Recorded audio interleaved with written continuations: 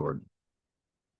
Muy buenos días, mis queridos estudiantes de medicina, enfermería práctica, nurse practitioners, physician assistant o premédica. Este es su amigo de siempre, el doctor Julio Manuel Martínez Echevarría, dándole la bienvenida hoy a nuestra sesión número 3 de casos en endocrinología. La última vez que grabamos casos de endocrinología fue en noviembre 14 del año pasado. La primera vez fue en mayo 28, ya llevamos casi un año en los diversos sistemas que se cubren en la reválida. Primer caso del día, hoy tenemos tres casos, como siempre se discuten tres casos. Vamos a ir para el sexto caso desde que empezamos. Una niña de 10 años es llevada a su pediatra para una evaluación de convulsiones de nueva aparición. La paciente ha estado en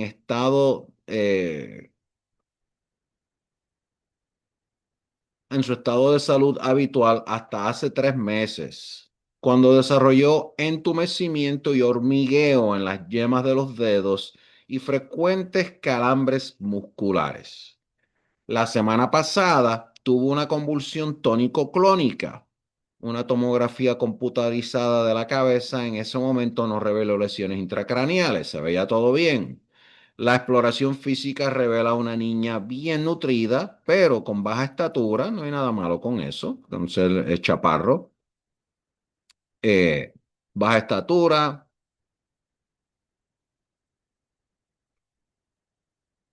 y los cuarto y quinto dedos acortados. Golpearle a la mejilla e inflar el manguito del tensionómetro produce espasmos musculares rápidos. Los hallazgos de laboratorio revelantes, los más significativos, dentro de todo, un calcio de 7, fosfato de 6, hormona paratiroidea de 100, cuando lo normal es entre 10 a 60. ¿Cuál es el diagnóstico más probable? B. ¿Qué, qué sugeriría la hipocalcemia con un nivel bajo de PTH sérico? Y esto lo discutimos en la sesión de preguntas. Si quieren, corten aquí mismo, vayan a la sesión de preguntas que ya está grabada, atiendan esa sesión, tomen sus notas y vuelvan acá. Si no, pues allá ustedes. ¿Qué sugeriría la hipocalcemia con un nivel bajo de PTH sérica? ¿Qué son los signos de Chvostek y Trousseau? ¿Cómo se regula el nivel de calcio sérico? ¿Dónde se sintetiza la PTH? Vuelvo y te digo, lo cubrimos en las preguntas. ¿Cuáles son los otros efectos fisiológicos de la hipocalcemia? No es que no lo vamos a cubrir aquí, lo vamos a cubrir aquí, era por si acaso querían sentirse más preparados. El diagnóstico más probable en esto, mis queridos internautas, es un pseudo hipoparatiroidismo tipo 1A que se caracteriza por la falta de respuesta renal a la PTH, y una causa genética de este trastorno resulta de una mutación en la proteína G2, eh, G2 rayita A de la adenilciclasa.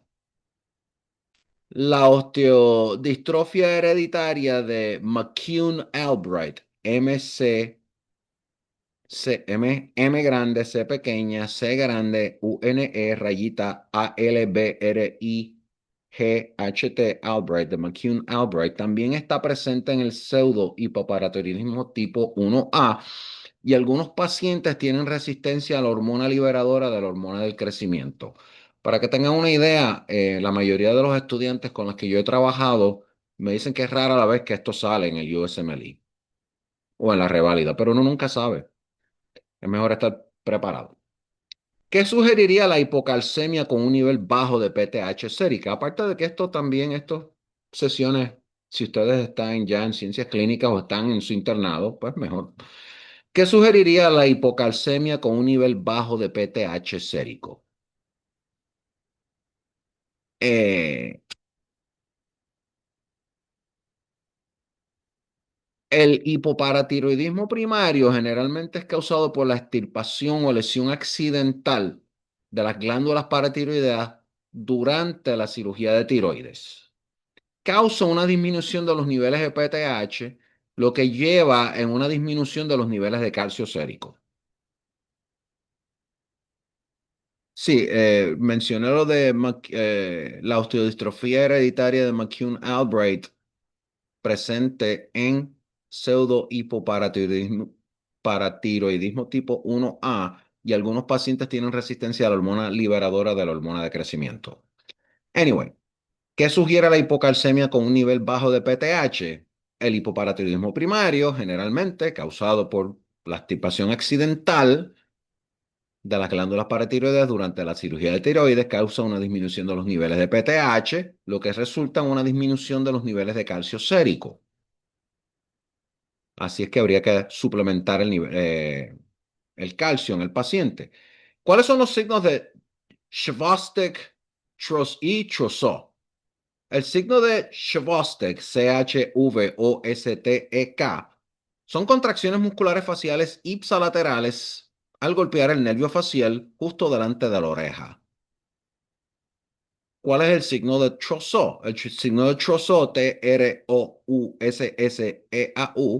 François, son contracciones carpias provocadas al inflar un manguito de presión arterial por encima de la presión arterial sistólica durante más de 3 minutos. Y estos son signos clásicos de hipocalcemia. ¿Cómo se regula el nivel de calcio sérico? El calcio sérico está regulado ¿por quién? Por la PTH y la vitamina D, de Daga o de David. La PTH tiene dos sitios de acción principales, el hueso y el riñón. En el hueso, con H, no hueso, con G, por favor. La PTH aumenta el recambio óseo, liberando calcio. En el riñón, la PTH aumenta la formación enzimática de 1,25 OH2 colecalciferol a partir de la vitamina D, al igual que la excreción de fosfato y la reabsorción de calcio. En el riñón, la PTH aumenta la formación enzimática de 1,25 deoxicolecalciferol a partir de la vitamina D, al igual que la excreción de fosfato y la absorción de calcio. Amén. La forma activa de la vitamina D estimula la absorción de calcio y el fosfato en el intestino, así como la resorción ósea. ¿Dónde se sintetiza la dichosa PTH? La PTH se sintetiza en las células principales de las glándulas paratiroides. ¿Cuáles son los otros efectos fisiológicos de la hipocalcemia?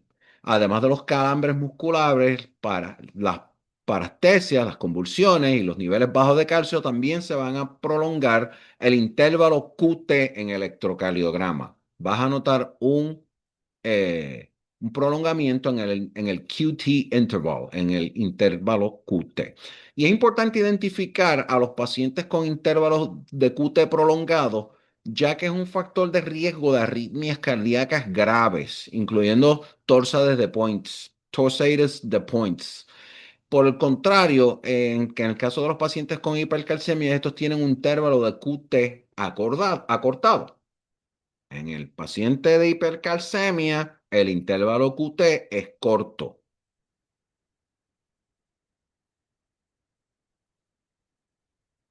En la hipocalcemia, el QT es prolongado. Vamos al segundo caso del día. Ese fue el primer caso del día. Vamos al segundo caso. Una chica de 32 años se encuentra en el cuarto día de posparto tras el parto de su cuarto hijo. El parto se complicó por una hemorragia descomunal. Desea amamantar, pero no le ha bajado la leche. Normalmente comienza entre 24 y 48 horas después del parto. Amamantó a todos los demás de sus 3 hijos anteriores sin demora, no hubo problema. Además se queja de una fatiga intensa, lentitud mental, aturdimiento y ritmo cardíaco acelerado. En el examen físico está pálida, hincha, diaforética y débil. Los signos vitales son los siguientes: una temperatura de 36,2, que es 97,1 Fahrenheit, un pulso de 100, minutos en decúbito súbito, 115 palpitaciones sentada y 130 cuando la ponemos de pie.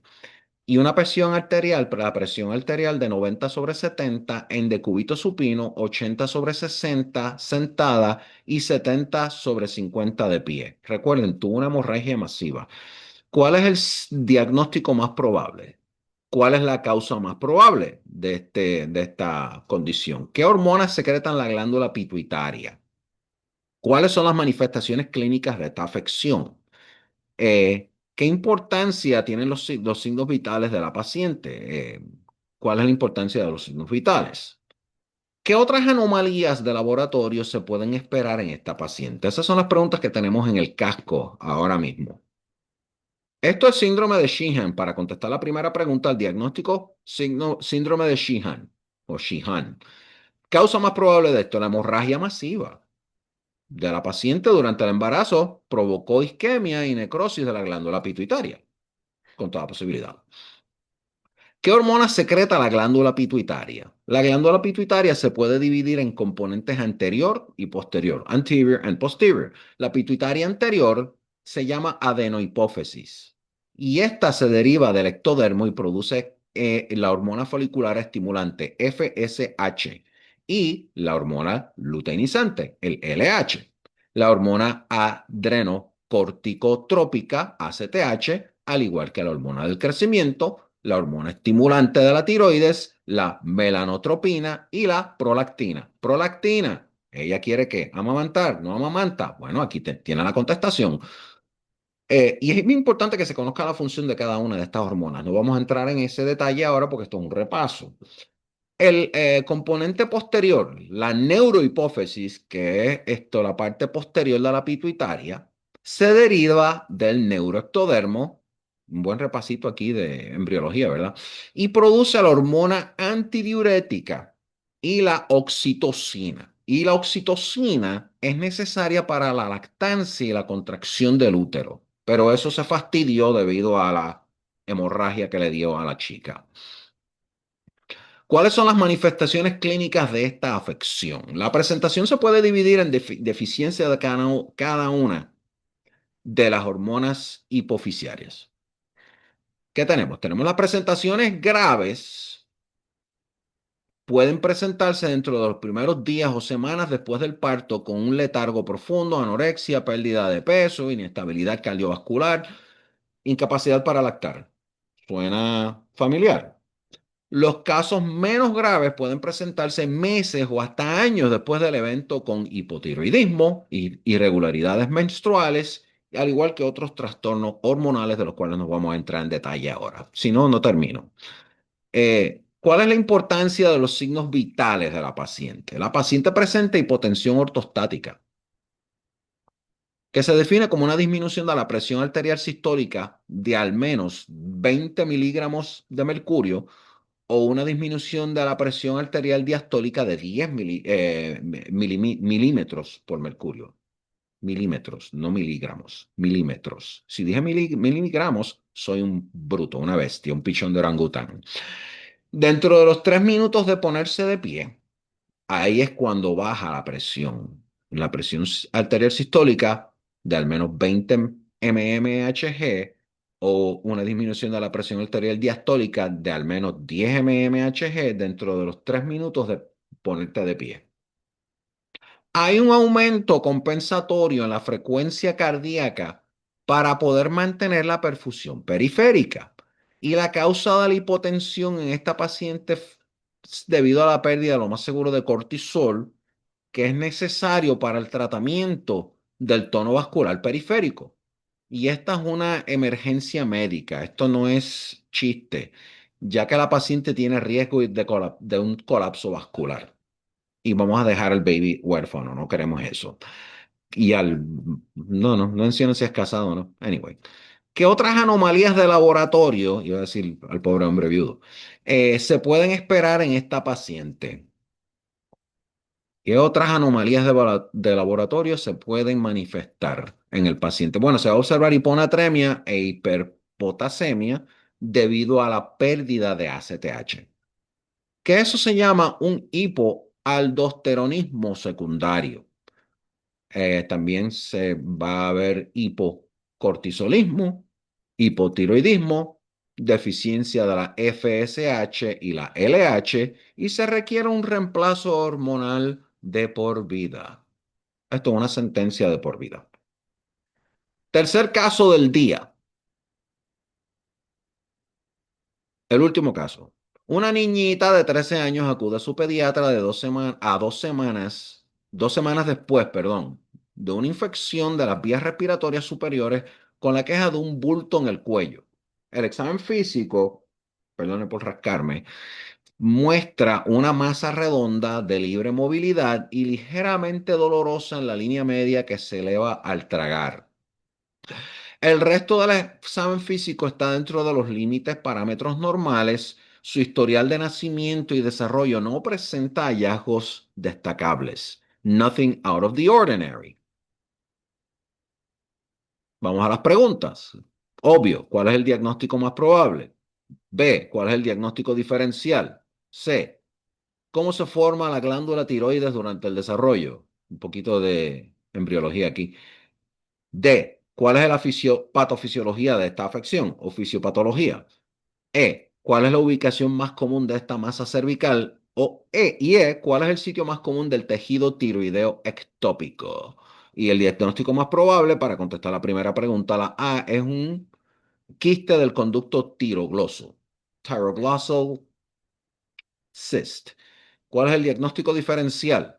El diagnóstico diferencial para las masas benignas, cuando estén, para ustedes que no estén en internado todavía o que no estén haciendo ciencias clínicas todavía, lo primero que el lechón de su chief, chief resident, te va a preguntar es cuál es tu diagnóstico diferencial en este paciente que presenta bla, bla, bla, bla, bla, bla. Prepárense. El diagnóstico diferencial para las masas benignas en la línea media del cuello es amplio.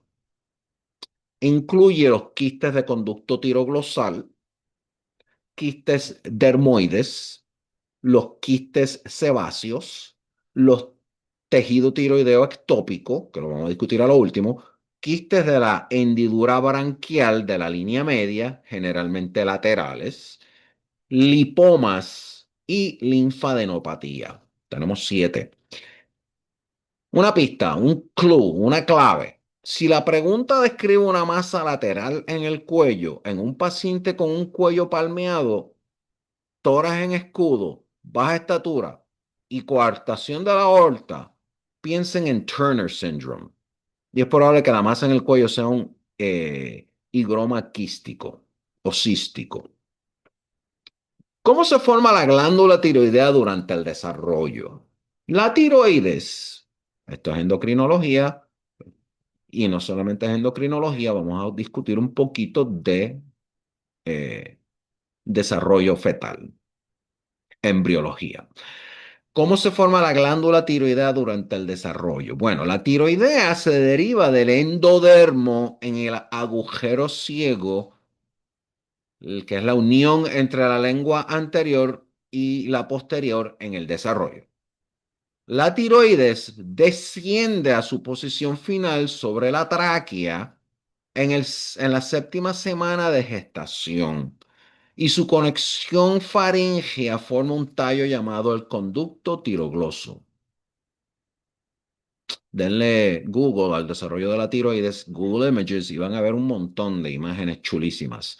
En el libro que yo les recomiendo, First Aid for the USMLE Step 1, van a ver una imagen muy buena, muy buena. Un diagrama muy bueno. Vuelvo y repito, ¿cómo se forma la glándula tiroides durante el desarrollo? La tiroides se deriva del endodermo, donde en el agujero ciego, entre la unión de la lengua anterior y la posterior en el desarrollo, la tiroides entonces va a descender, coge el ascensor, baja a su posición final sobre la tráquea, cuando en la séptima semana de gestación y su conexión faríngea forma un tallo llamado el conducto tirogloso. Se acabó ahí. ¿Cuál es la patofisiología o fisiopatología de esta afección? El conducto tirogloso debería degenerar para la 10ª semana de gestación, pero en algunos individuos quedan restos quísticos del tracto. La mayoría nunca llegan a ser clínicamente relevantes. Eso es lo bueno, pero en algunos casos, muchos quistes se detectan en pacientes con infecciones recientes de las vías respiratorias superiores, ya sea porque la infección provocó la inflamación del quiste o simplemente porque los quistes se encuentran incidentalmente en la exploración del cuello. Lo descubrimos por leche, como dicen. ¿Cuál es la ubicación más común de esta masa cervical? Los quistes del conducto tirogloso están en estrecha relación con el hueso hioide, the hyoid bone, y la membrana tiroidea. Más del 50% se encuentran a nivel del hueso hioides, a menos de 2 centímetros de la línea media. Por eso es que hay que tener un cuidado bestial cuando uno es cirujano y uno está tratando en esa área. ¿Cuál es el sitio más común del tejido tiroideo ectópico? Esta es nuestra última pregunta. Se encuentra comúnmente en la lengua. Eso se llama la tiroides lingual. Y si se van a extirpar quirúrgicamente los focos ectópicos del tejido tiroideo, primero se debe confirmar que el tejido ectópico no es el único tejido tiroideo que tiene el paciente. ¿Por qué? Porque la hormona tiroidea es necesaria para la supervivencia. No vayamos a joder la cosa. Con esto terminamos nuestra sesión del día. Si les gustó, denle like, le pueden dar rewind. Les recomiendo que vean la sesión de preguntas primero y esta después. Si no, pues allá ustedes. Háganlo en el orden que a ustedes les salga. De todos modos, la próxima semana vamos a estar presentando gastroenterología. Nos vamos a gastro la semana que viene. Hoy estamos a 23 y cerramos la tercera sesión de endocrinología. Sin más en particular, les agradezco mucho su atención. Si les gusta el video, el formato, denle like, suscríbanse. Si no, pues, ok, it's your prerogative. Ya estoy terminando la plataforma para Ultraboards MD, que es un repaso electrónico con exámenes en español tipo reválida. Les voy a anunciar con bombos y platillos cuando esté disponible, dónde y cómo y cuánto. Sin más al particular, gracias por su atención y nos vemos la semana que viene. Chao, chao.